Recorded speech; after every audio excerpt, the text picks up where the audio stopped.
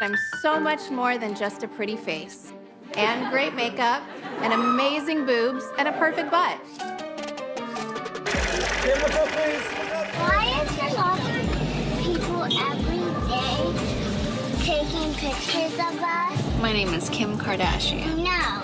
Mommy has so many talents I can't even begin to name them. Why are you so famous? Truth from the mouths of babes, but many people might ask that same question. Kim Kardashian has more Instagram followers than there were people in the Roman Empire. On a quasiment tous grandi avec Kim Kardashian via les réseaux, sans être fan ou sans l'idolâtrer. Le propre de la culture de masse, c'est qu'elle fait de grands efforts pour plaire, et pour plaire au public le plus grand possible.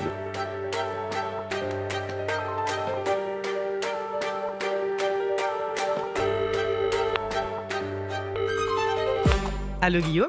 Salut Nesrine, je voulais parler avec toi de Kim Kardashian. Je veux comprendre pourquoi c'est l'une des femmes les plus suivies au monde sur les réseaux sociaux alors qu'elle ne fait rien et ton analyse de Millennial m'intéresse. Ah mais oui, c'est vrai, tu n'as pas Insta. C'est effectivement une icône qui fascine, mais je ne dirais pas qu'elle ne fait rien. Elle incarne simplement une nouvelle forme de célébrité dominée par les influenceurs. Elle me fait penser à la théorie de l'un des pères de la sociologie, Émile Durkheim, qui parlait de fait social. Je pense que Kim Kardashian est un personnage social total. Un personnage qui reflète toute notre époque, nos contradictions, nos rêves et nos dérives ? Exactement, Kim Kardashian résume tous nos débats contemporains. Ça mérite d'en faire une théorie.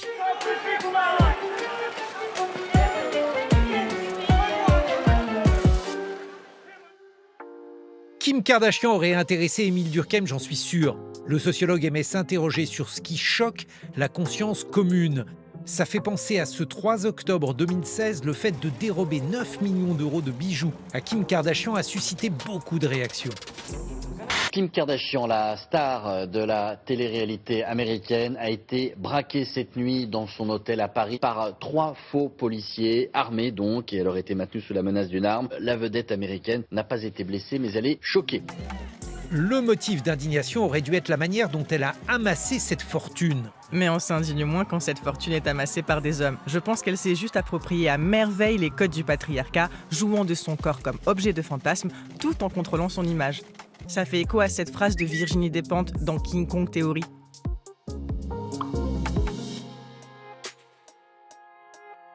Guillaume, on devrait appeler des spécialistes du monde entier pour nous aider à mesurer l'impact de Kim Kardashian.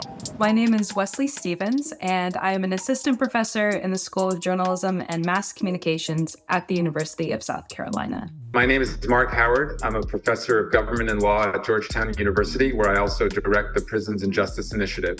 I'm Prabodh Mishra. I'm from Ahmedabad. I'm working at Indus Design School at Indus University, Ahmedabad. So I'm Dr. Jenny Hall, and I work at the Japanese Studies Centre at Monash University in Australia. My name's Meredith Jones. I'm a professor of gender studies, and I'm the director of the Institute of Communities and Society at Brunel University in London. That when I think about Kim Kardashian, I think about influencers and her role in actually popularizing Black feminine aesthetics. What does Kim Kardashian mean in your country? Being a free spirit and having an emancipated life, and being a role model as a single successful woman.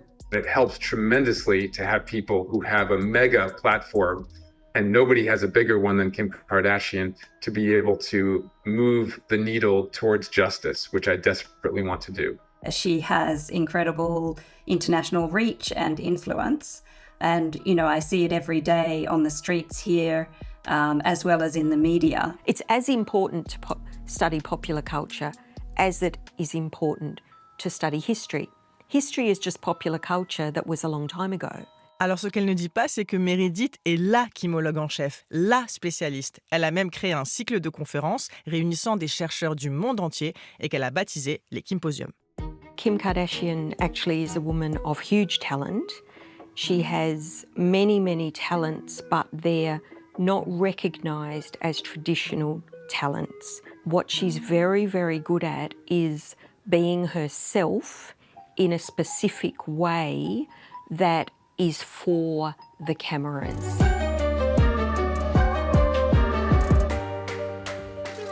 Kim Kardashian, c'est avant tout la reine des selfies. Elle les a même tous regroupés dans un livre paru en 2015. Something that I found very striking about Kim Kardashian's management of her image is the constant movement of the content she produces between the private world and the public world, and that she seems to be playing with that threshold all the time. She publishes in her books some photographs that were hacked. I think it's a very unusual move that someone would reclaim those images which were leaked without her consent by publishing them herself. Depuis le premier posté le 19 février 2012 sur Instagram, la star a inondé Internet de ses autoportraits quotidiens.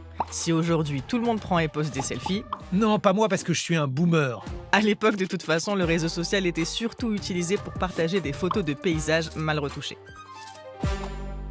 She shaped Instagram as much as Instagram shaped her. The two came along together and now they are an absolute force.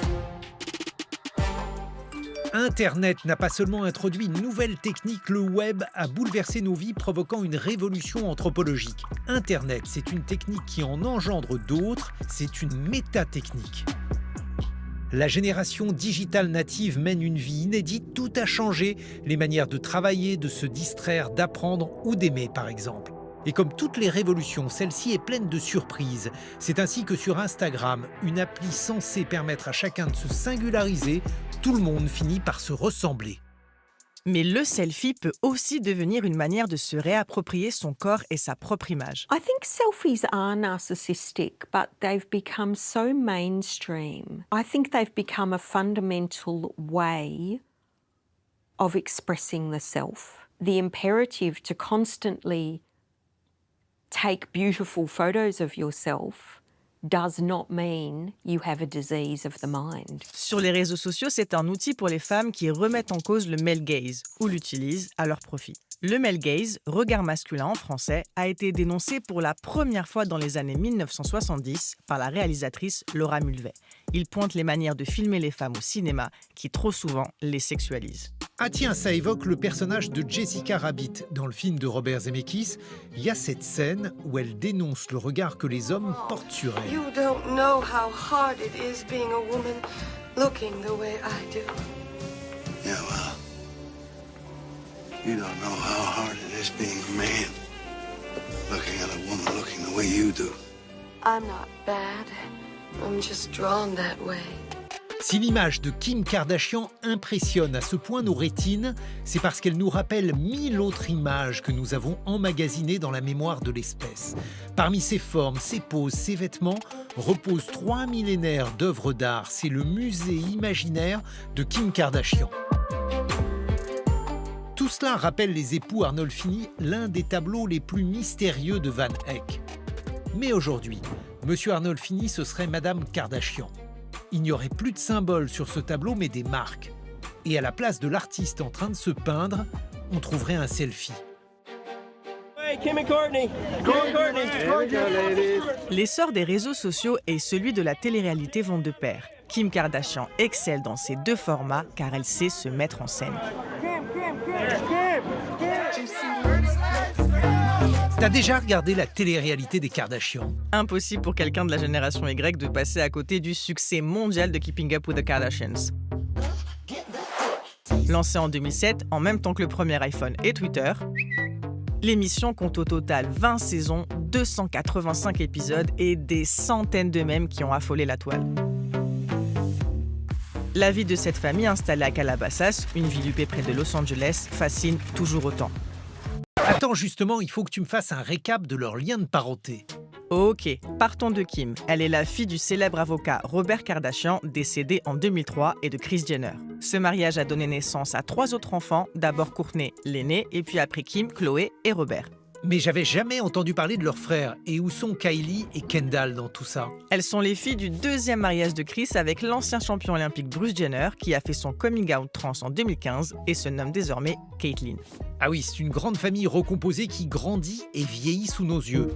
Depuis 16 ans, on les suit sur tous nos écrans. Les Kardashians parviennent toujours à se réinventer.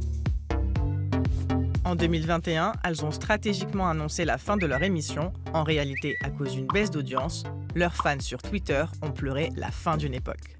Via les réseaux sociaux, maintenant la télé-réalité, elle continue en dehors des tournages. Donc en fait, ça spoil et ça participe justement, je trouve, au déclin de ces programmes-là. C'est qu'il n'y a plus du tout de suspense puisque on retrouve les candidats ailleurs. Et ça, les sœurs l'ont très bien compris. Elles relancent finalement l'émission The Kardashians un an après et promettent un nouveau format. On retrouve tous les éléments qui ont fait leur réputation. Ce qui caractérise l'émission de Kim Kardashian, enfin la télé-réalité des Kardashians, c'est vraiment le côté cellule familiale avec des dynamiques et des tensions entre les frères et sœurs. If I didn't want to work my ass off and I wanted to be a stay-at-home mom, that's fine, you literal. You're literally. I will literally you up. Come here. You guys, my daughter's sleeping. Don't ever come at me like that. Don't. I swear to God, I'll punch you in your face. So do it. Don't with me. Do it already. Don't.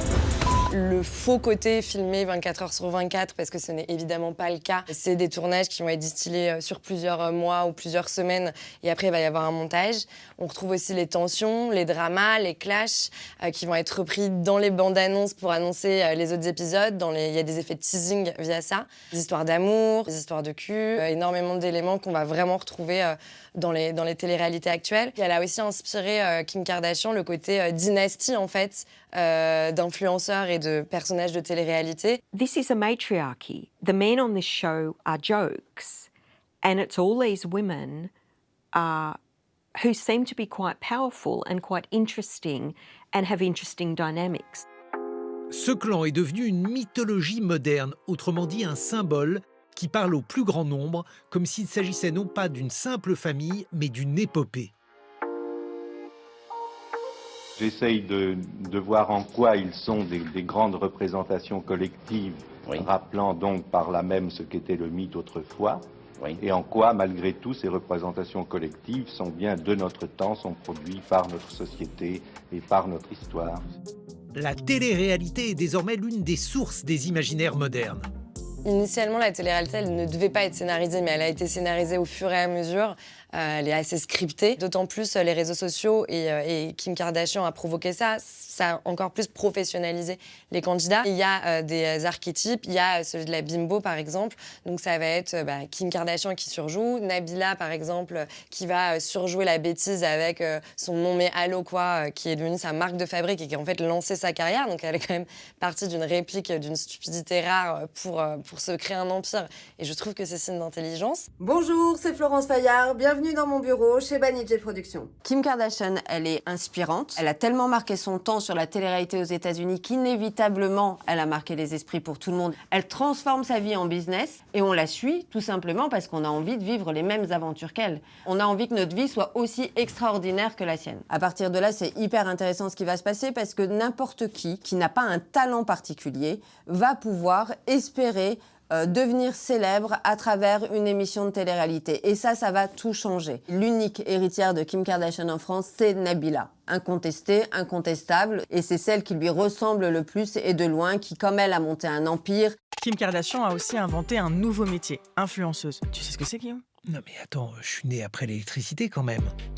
Cela consiste à faire la promotion de produits envoyés par des marques en échange d'une rémunération. Oui, et le terme d'influenceur regroupe au sens large tous ceux et celles qui, de par leur notoriété, peuvent impacter les opinions et les modes de consommation via Internet. Kim Kardashian a su utiliser les plateformes pour gagner de l'argent, beaucoup d'argent. Chaque pub sur sa page Instagram lui rapporterait environ 500 000 $. Alors, j'ai pas du tout envie de te mansplainer, mais notre Kim n'est pas la première influenceuse. En fait, les célébrités nous influencent depuis longtemps. C'était déjà le cas au 19e siècle avec la comédienne française Sarah Bernard. C'était l'une des premières à utiliser son image pour faire la promotion d'une poudre de teint. Oui, mais désormais, il suffit d'avoir de la notoriété pour influencer. C'est le cas des candidats de télé-réalité, par exemple, qui recommandent des produits auprès de leurs millions d'abonnés. Des produits parfois douteux qui promettent une perte de poids miracle, des cheveux de princesse ou une peau de bébé.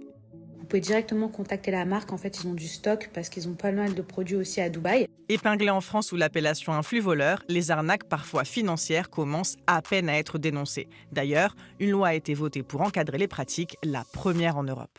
Cliquez sur ce lien et elle vous fera gagner 1 000 €. Il y a une personne d'entre vous qui va gagner 1 000 € et commencer son année 2023 avec 1 000 € en plus sur son salaire. Je trouve ça incroyable. La candidate allemande de télé-réalité Laura Müller a, elle, décidé de vendre les photos de sa grossesse sur OnlyFans. Les créateurs de contenu plus classiques, comme les youtubeurs, les streameuses, les vlogueurs, les blogueuses, tous ces gens dont le métier consiste à nous divertir et nous informer sur Internet, veulent s'en dissocier. Ils représentent le métier le plus convoité par la génération Z. Oh.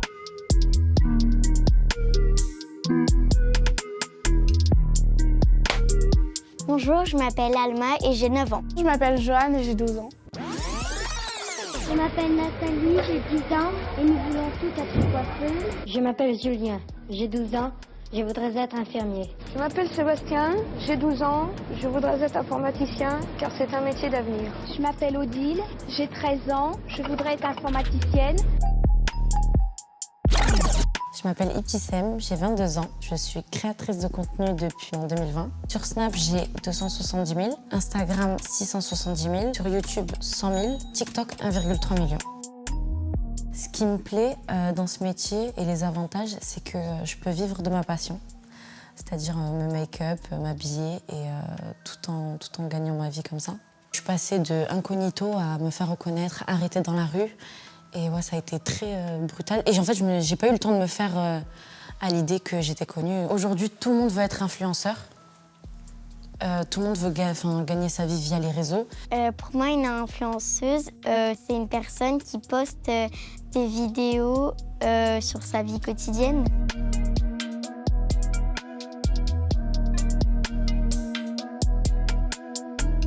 Je pense qu'il faut beaucoup de travail et beaucoup d'imagination. Chaque plateforme, il y a des choses très différentes. Comme sur Snapchat, je poste quotidiennement mes recettes. À mon réveil, je me snap les cheveux en pétard. Sur Instagram, je poste par contre des photos très travaillées, très maquillées, très habillées. Sur TikTok, par contre, c'est des trains de danse, ce que je vais pas faire sur Snap. Je vais pas danser sur Snap.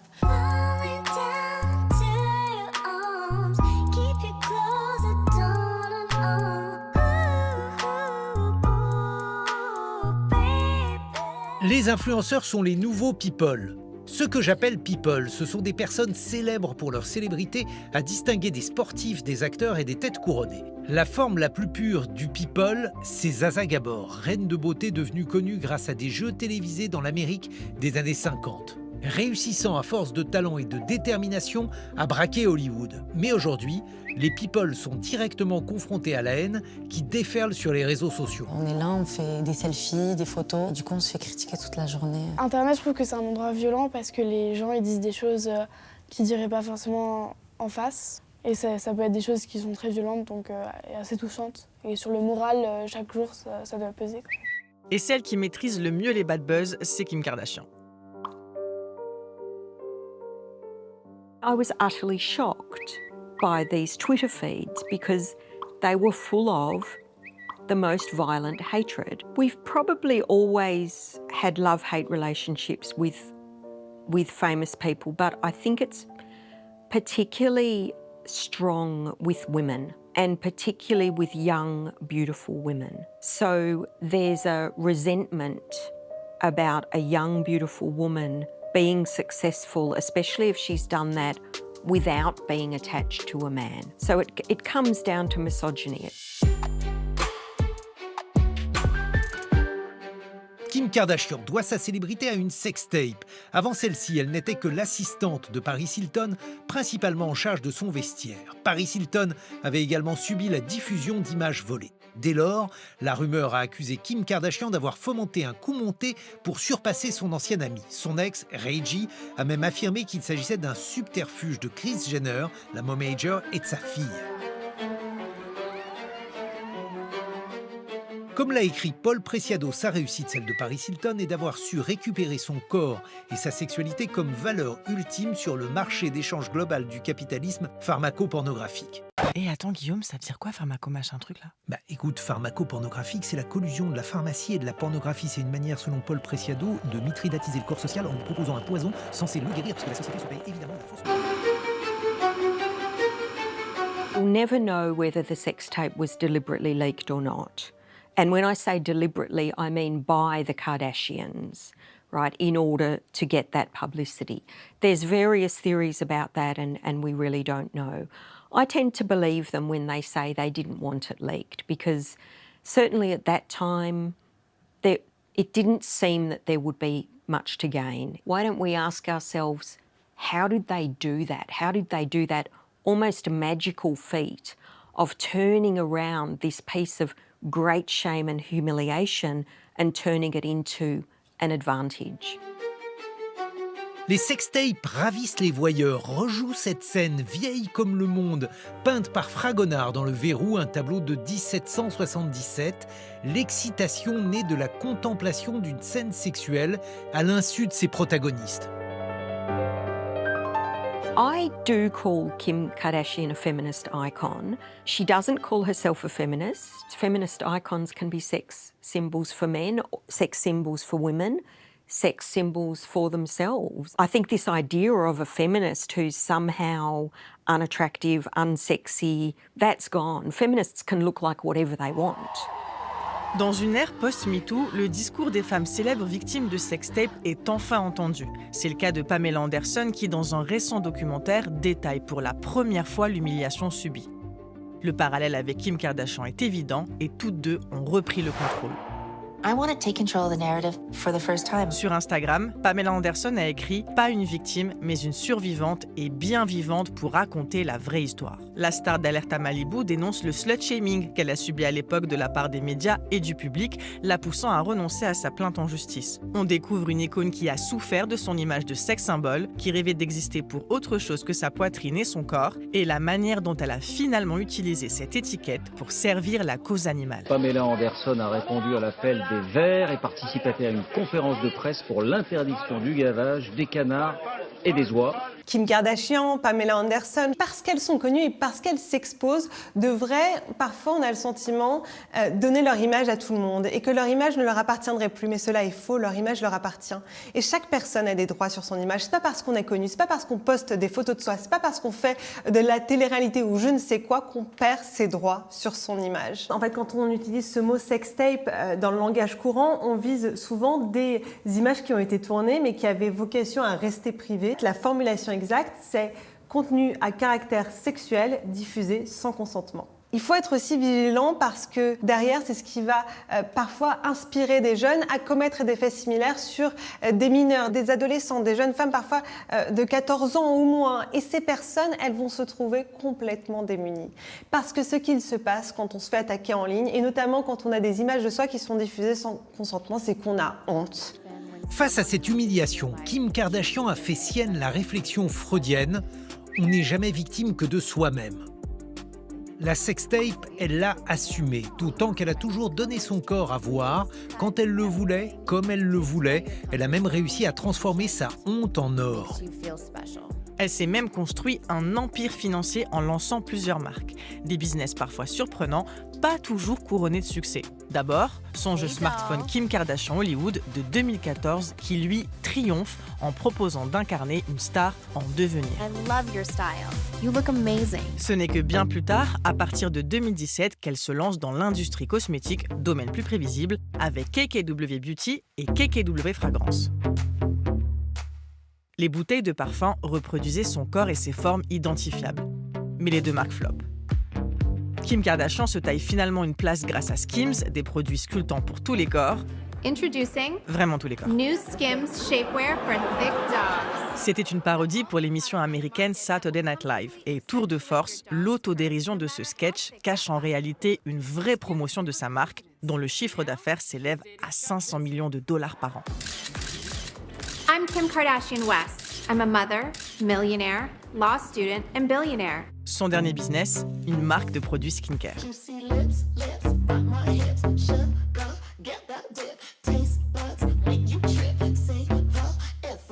En septembre 2022, Kim Kardashian s'associe à l'investisseur Jay Simons et ils annoncent ensemble la création d'un fonds d'investissement nommé Sky Partners. L'idée, c'est d'investir dans des business, des secteurs des médias, de la consommation, du luxe, de l'hôtellerie, où elle pourra avoir une valeur ajoutée, évidemment par rapport à son influence, mais aussi probablement par rapport à l'expertise qu'elle a de développer des marques à l'international.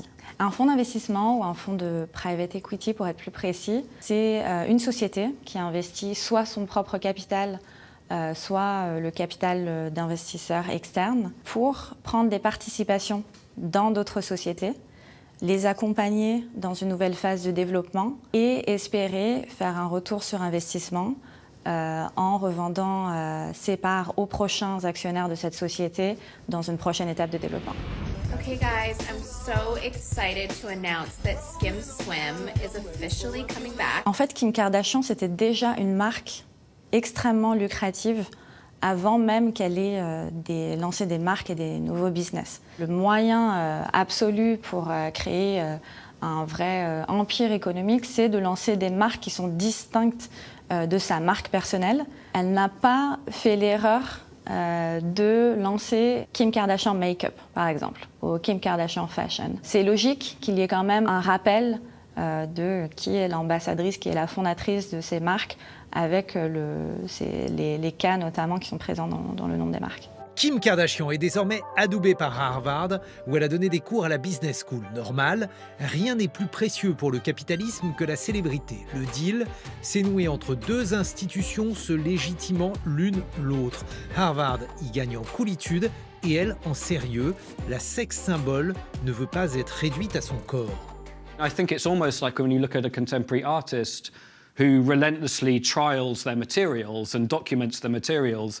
When you look at her evolution of her image over time, the effect is like that of an artist relentlessly scrutinizing, reinventing their own image. Impossible d'analyser l'impact de Kim Kardashian sans évoquer la manière dont elle a bouleversé les standards de beauté. Mais comme l'a écrit la philosophe queer Judith Butler, le corps lui-même n'est qu'une construction et on peut dire que Kim Kardashian sait performer la féminité. La star en a elle-même conscience et n'hésite pas à en parler avec un humour qui désamorce les critiques et alimente sa légende personnelle, toujours sur le plateau de SNL. I'm excited to be here tonight to show you guys that I'm so much more than just a pretty face. And good hair, and great makeup, and amazing boobs, and a perfect butt. Basically, I'm just so much more than that reference photo my sister showed their plastic surgeons. Elle a réinventé la forme en sablier, mais un sablier parfait où elle a harmonisé tous ses creux et ses bosses. Ce qu'elle recherchait, c'est des formes féminines extrêmement exacerbées. Alors donc elle s'est possiblement fait agrandir le regard. Ça va redresser aussi la queue du sourcil, donner un regard très enjôleur, ce qu'on appelle le fox eyes ou le cat eyes. Ensuite elle s'est fait rétrécir et raccourcir le nez, injecter les pommettes pour qu'elles soient plus hautes, plus saillantes. Et pour faire ressortir l'os de la pommette, elle s'est possiblement creusé ce relief et en retirant une petite boule de graisse qui s'appelle la boule de Bichat, elle a sculpté complètement l'ovale, la ligne de l'ovale qu'on n'appelle plus un ovale aujourd'hui, on appelle ça la jawline. Ensuite, elle a eu des injections, bien sûr, dans les lèvres. Voilà, donc on descend. Donc évidemment, prothèse mammaire. Ensuite, elle s'est fait faire une lipostructure. Alors la lipostructure, c'est je prends de la graisse dans les parties replètes et je la réinjecte dans des parties que je veux mettre en valeur. Après, elle s'est fait poser des prothèses de fesses d'un volume relativement conséquent. Donc c'est un upcycling de soi, en fait, avec sa graisse. C'est un corps patchwork qui emprunte à différentes normes de beauté, à différentes ethnies.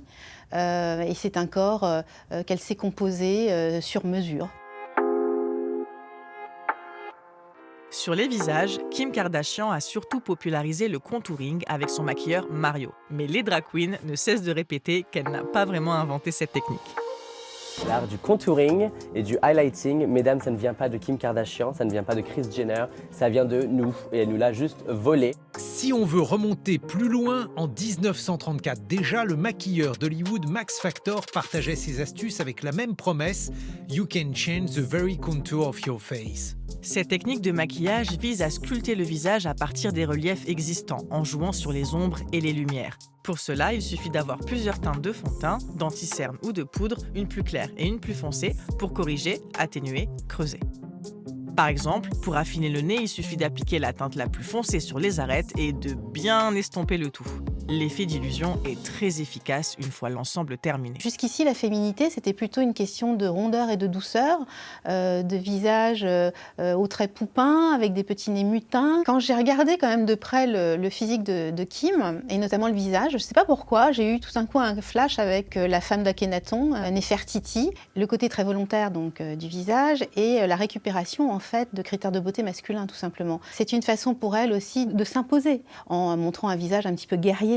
Kim Kardashian and, well, all of the Kardashians in terms of gender have really championed a new beauty ideal. So their body type is the current, I would venture to say, global ideal.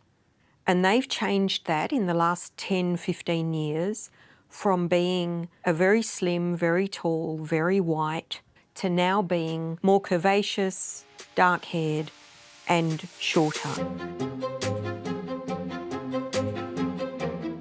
Inspirée par le succès de sa grande sœur, Kylie Jenner a aussi initié sa propre révolution mondiale, les lèvres injectées.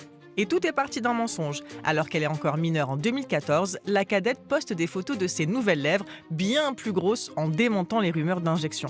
Elle lance dans la foulée sa marque de crayons et de rouge à lèvres qui promet le même résultat. Épinglés pour leur mauvaise qualité, les produits sont malgré tout souvent en rupture de stock et la mode de la lèvre ultra pulpeuse est lancée, parfois avec des pratiques illégales ou du moins dangereuses. On ne peut pas s'empêcher quand même de faire le parallèle avec un sexe féminin, tout simplement une vulve.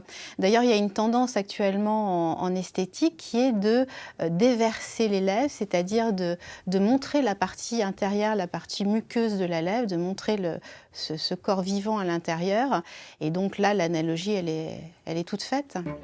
Kim Kardashian a révolutionné les dressings, d'abord imités par les milieux populaires et les femmes dont le phénotype est naturellement proche de sa silhouette. Les hanches, les cuisses, les fesses se sont décomplexées, assumées dans des robes courtes et ultra moulantes. Elle est là, sa force de frappe, un impact massif avec des codes rejetés, considérés comme vulgaires par l'élite de la mode, le luxe et la haute couture. C'était à une époque où le body positive et l'inclusion n'étaient pas encore des sujets, où le streetwear n'intéressait pas les marques. Kanye West l'a aidé à se façonner et à deux, ils ont dicté les tendances. I find the conversation or the framing of distance to, kind of proximity to or away from Blackness to be a really interesting dichotomy to sort of think about, like under what circumstances does one like Kim Kardashian want to associate herself with Blackness or kind of have that proximity, and under what circumstances is it more beneficial to distance herself away from it? Kim Kardashian, c'est une égérie urbaine au sens en fait de global, de connue massivement, et on reconnaît sa mode parce qu'elle a été adoptée par la rue, c'est-à-dire par la plupart des gens, surtout des jeunes filles, des jeunes femmes, qui, quand Kim Kardashian a fait son entrée dans la mode en 2014-2015, avaient besoin de nouveaux modèles. Elle a acquis un statut d'icône et en même temps de personnalité de la mode, d'abord parce qu'elle a créé sa propre marque, donc elle est devenue actrice au sein du secteur, et en plus parce qu'elle entretient une amitié de longue date avec Olivier Rousteing qui lui a permis d'évoluer dans le secteur. Et finalement, ce qui se passe, c'est qu'en 2015, pour la campagne de Balmain Homme, Olivier Rousteing fait poser Kim Kardashian aux côtés de Kanye West et ils deviennent tous deux co-égéries de l'année. D'ailleurs, dans son discours alors qu'elle reçoit un Fashion Award en 2022, Kim remercie son ami sans qui le milieu de la mode ne l'aurait jamais accueilli.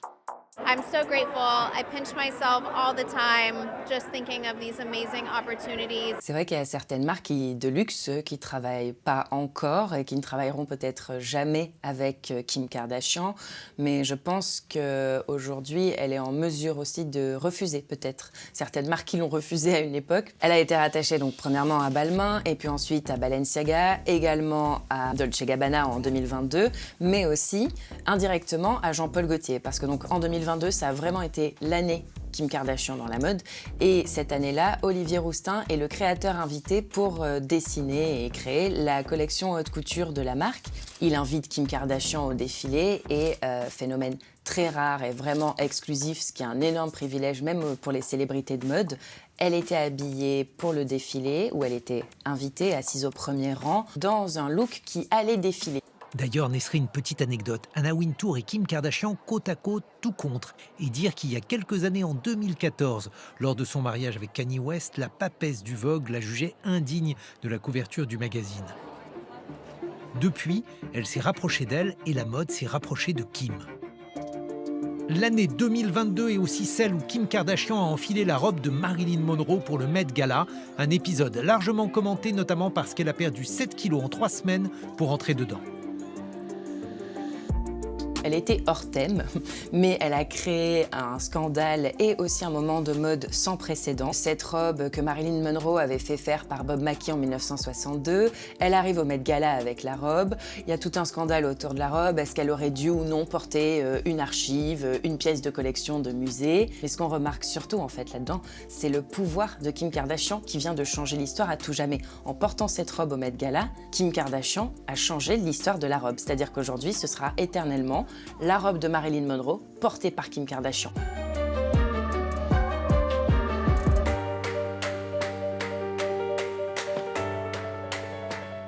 En fait, Kim Kardashian, c'est une emprunteuse, aux anciennes stars, aux drag queens et aux femmes non blanches pour les standards de beauté.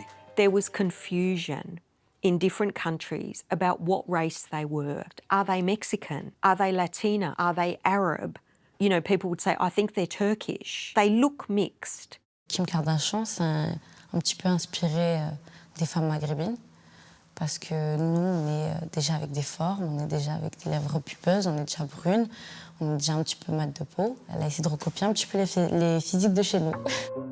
Kim Kardashian est donc souvent accusée d'appropriation culturelle. Je te laisse donner la définition, je crains que le fait d'en parler moi-même ne pose problème. C'est une bonne manière d'illustrer ce qu'est l'appropriation culturelle. En bref, cela consiste à s'attribuer les pratiques, les savoirs, les biens matériels et immatériels d'une autre culture pour en tirer profit, à la fois en termes d'image et en termes financiers. Il y a évidemment de manière sous-jacente la question de la domination raciale.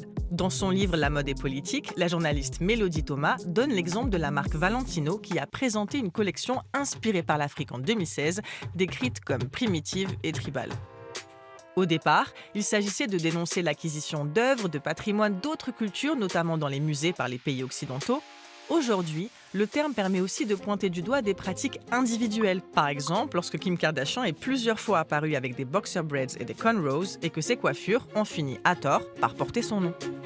So when it comes to blackfishing, we're thinking about particularly people, individuals, celebrities, figures, influencers who kind of adopt and or appropriate Black culture or Black aesthetics and kind of use that to promote their brand or to actually build what their brand is or represents, and also to kind of tap into Black markets if we're thinking about it from a brand or a company perspective as well. I do definitely remember Kim Kardashian's use of hairstyling in terms of braids and cornrows and things that are traditionally very Black and Afrocentric hairstyles. So that's another example of what blackfishing can look like. And in this case, also cultural appropriation in terms of the styles that are typically worn by Black, African, and Afro-Indigenous peoples just globally. Why those styles exist, kind of culturally what it means to sit down and kind of have your weekly hair day where maybe you have other members of your family that are actually doing the braids for you, or you sort of go to your local salons, particularly in Black communities and Black urban areas as well, where it's sort of a ritual or a tradition. Kim Kardashian sort of saying that she's owning this hairstyle that clearly has a really lengthy history of cultural tradition. And even thinking about cornrows in terms of its history during American slavery, where people would actually weave into the threads of hair rice and things like that to actually sustain themselves on these long journeys or during the slave trade.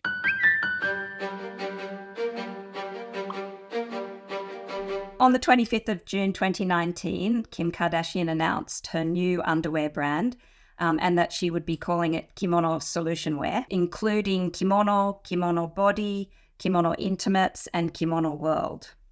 And very soon after she announced that, there was a huge backlash on social media, mostly under the hashtag KimOhno. You know, her underwear is like really fitted underwear that you would wear under clothing. And a lot of Japanese people said kimono is not underwear. You know, and in fact, kimono has its own underwear that is not called kimono.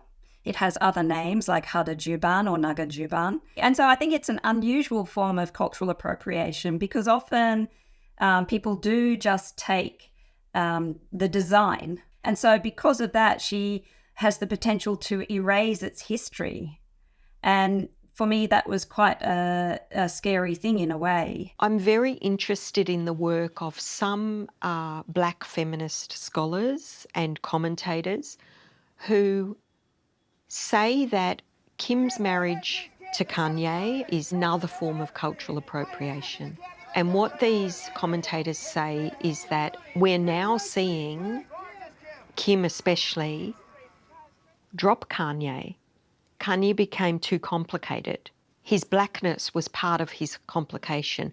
And who did we see Kim take up with immediately upon having got the black babies from Kanye, dropping Kanye, and then we see her with possibly the whitest man in America, right, Pete Davidson. Could you be whiter? Is an uncooked cookie dough.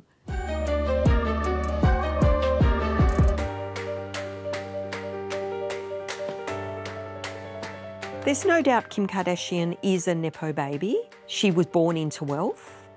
There's also no doubt that she built that wealth. She was, for whatever reasons, very, very focused on becoming more and more and more of what she already was. Nepo baby is short for nepotism baby, and it's a person who's been born into wealth or privilege. Nepo babies are not new things. It often refers to the children of actors or the children of rock stars, the children of great sportsmen and women. But they're not new, because all royalty are Nepo. Kim Kardashian aurait probablement rêvé d'être une transfuge de classe, je traduis, une self-made woman. Mais hélas, elle a eu la malchance de naître petite fille riche. Son papa était l'avocat d'O.J. Simpson, son beau-père un sportif médaillé. Le patrimoine familial avait peut-être 1 ou 2 zéros de moins que celui de certains de ses camarades, mais son capital social, pour parler comme le sociologue Pierre Bourdieu, la plaçait nettement parmi les dominants. Mais il n'y a pas que le capital social dans la vie, il y a aussi le capital culturel. Et à cet égard, Kim Kardashian en a été dotée au départ et n'a cessé de le faire fructifier, car finalement, ce sont les dominants, ceux qui sont donnés gagnants par la loterie sociale, qui organisent la reproduction sociale et les codes à imiter. La manière dont elle s'habille, organise, décore son intérieur ou se comporte à l'extérieur est une façon de se placer en haut de la pyramide sociale et d'inviter ceux qui veulent y parvenir à l'imiter. Elle incarne cette classe de loisirs, comme l'a nommé le sociologue Thorstein Veblen, qui expliquait que les usages, les gestes et opinions de la classe riche et oisive prennent le caractère d'un code établi qui dicte sa conduite au reste de la société. Tout ce qu'elle consomme est riche et célèbre, même lorsqu'elle se consomme elle-même dans des selfies.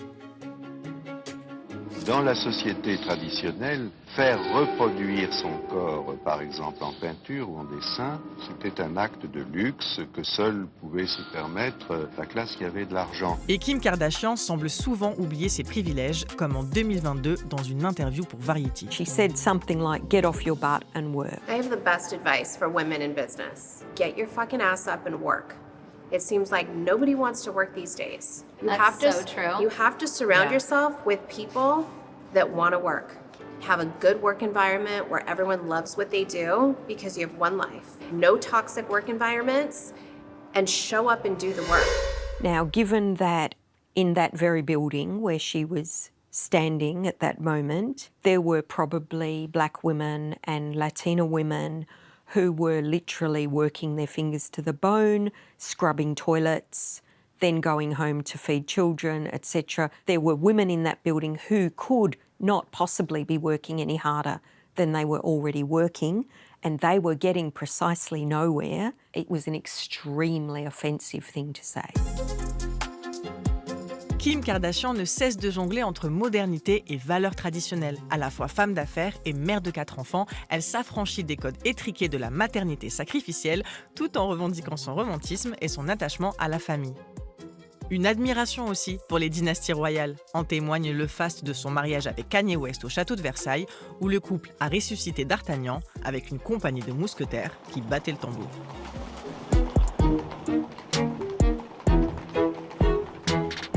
The marriage between Kim Kardashian and Kanye West, I think, was another fairy story. It was performed by them as a fairy story.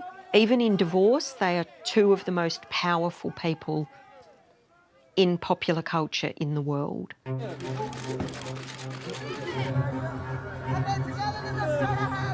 I wanted to play with the idea that this is a traditional subject for poetry, but to combine tradition with something modern. I think poets have traditionally been obsessed with the idea of idealized female beauty, and what better example in the contemporary world than Kim Kardashian. From the first breath that you take, I'll be there for you. We'll laugh until we have to cry. I'm familiar with the scenario, the last home of Hollywood icon Marilyn Monroe, and with their interpretation of the word. 3 days in the grave, I don't want to feel the emptiness. I used her statement, I want that forever love, about her belief in romantic love as a way of opening the book, because I think poetry is about the search for some permanent meaning, in the same way marriage is a search for permanent love. The intention isn't mockery, the intention is perhaps to apply it to something, the habit of not taking seriously enough, which is the spectacle of celebrity culture. Et on aurait tort de ne pas prendre la star au sérieux quand on sait que le divertissement peut être un tremplin vers la politique.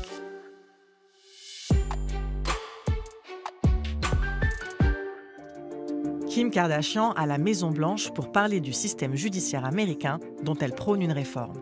C'était en 2018, invitée par Donald Trump, lui aussi devenu célèbre grâce à la télé-réalité. When her ex-husband Kanye West announced that he was going to run for president, a lot of people laughed about that. A lot of people were very mocking of that.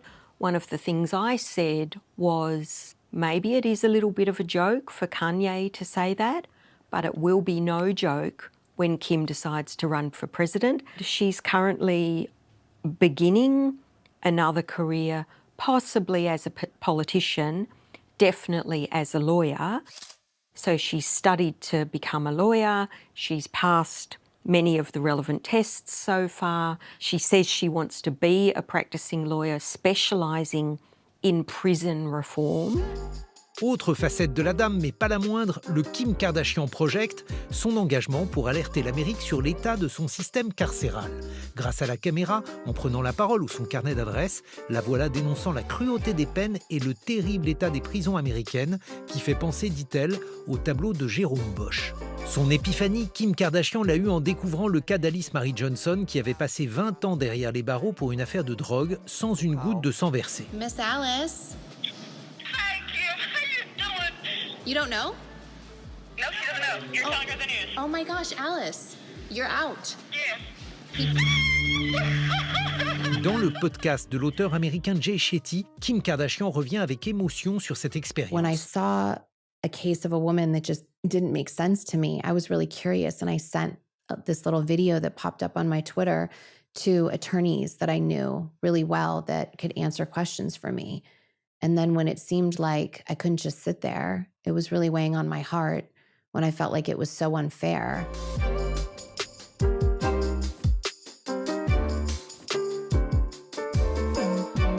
Kim Kardashian first reached out to me in 2019 when she was preparing to produce and film a documentary that later became The Justice Project. And she was interested in stories of human transformation. I understand that many will look at her and everything she does as being instrumental, as serving her brand, as being part of her business empire. I didn't see it that way. I saw somebody who was sincere about the cause, who was open-minded, who had an open heart when she came inside the DC jail and spent a full day with me. And I believe that she's committed to trying to help this effort. En réalité, Kim Kardashian s'engage depuis longtemps. En 2015, à l'occasion de la commémoration du centenaire du génocide arménien par les Turcs, elle s'est rendue sur place avec sa famille, offrant au pays et à son histoire une exposition inédite. C'était également une manière de rendre hommage à son père, d'origine arménienne. Depuis, la presse suit ses déplacements en Arménie et elle n'hésite pas à prendre position régulièrement pour défendre les intérêts du pays du Caucase. there's the dead father. So they pay homage to him. And he's like the dad died, so the daughters have to fend for themselves. That part is less popular with the girls and the general public at large in India when compared to the lifestyle side of Kim Kardashian.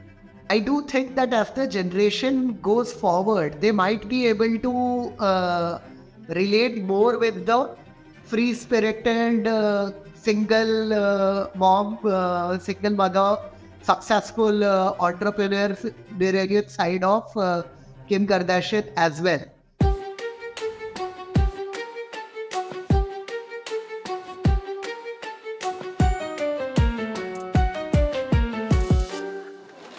Malgré leur influence mondiale, la fin des Kardashians est souvent annoncée, en tout cas questionnée. La youtubeuse française Sally l'analyse dans une vidéo.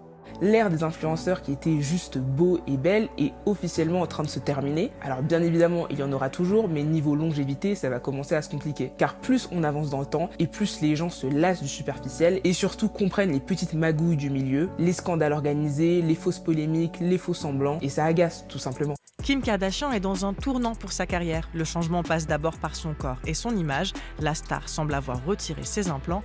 Mais on remarque aussi que la quadragénaire se détache des aspects les plus sulfureux qui ont fait sa réputation. Ses engagements pour des causes sociales prennent de plus en plus de place. She has no other definable asset or other commodity to sell. Her only commodity is her image, which is not something simple, as you might think. It's also something multi-layered, multifaceted. Kim reste l'icône d'une époque qui remet en cause toutes les légitimités. Une époque où l'accomplissement de soi passe par l'abolition des barrières entre les métiers et de la notion même de talent. Elle nous dit que l'on peut tout être et tout faire à la fois, bon, surtout si on est riche. Et si l'on est riche, en particulier d'une personnalité? Un sociologue américain, David Riesman, l'avait prophétisé dans les années 1950. Rien ne serait plus précieux à l'avenir qu'une personnalité. C'est ce que Kim Kardashian incarne, elle, qui a passé sa vie à faire fructifier son principal actif, sa personne, transformant son soi en or pour elle, en miroir pour des millions d'êtres humains. En l'espace de 20 ans, Kim Kardashian a changé, mais elle nous a aussi changé, parfois même à notre insu. Ce personnage social total est devenu catalyseur de nos envies, de nos désirs, de nos névroses, un catalyseur de notre époque.